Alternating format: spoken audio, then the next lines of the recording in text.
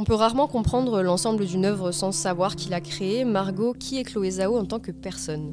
Eh bien, c'est donc une réalisatrice, mais une réalisatrice émigrée d'origine chinoise. Elle est née à Pékin.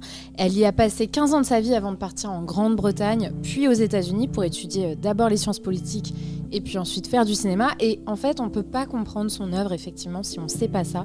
En tout cas, le début de son œuvre, puisque l'enracinement dans un territoire, ce que ça peut avoir de politique, c'est vraiment quelque chose qui la passionne, parce qu'elle est elle-même au départ déracinée. Et pendant longtemps, elle a d'ailleurs dit qu'elle ne retrouverait jamais de chez elle. C'est important aussi pour comprendre comment elle a pu tourner ses 2 premiers films, Les chansons que mes frères m'ont apprises en 2015 et The Rider 2 ans plus tard. Elle est allée dans des réserves amérindiennes du Dakota du Sud. Elle a tourné avec des acteurs non professionnels.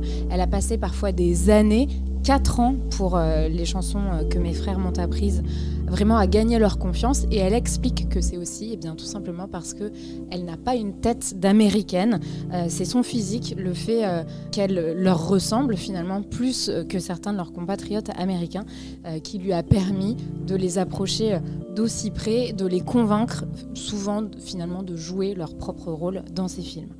Chloé Zhao, elle est aussi athée et c'est aussi important parce qu'elle a longtemps cherché Dieu, en tout cas une forme de spiritualité.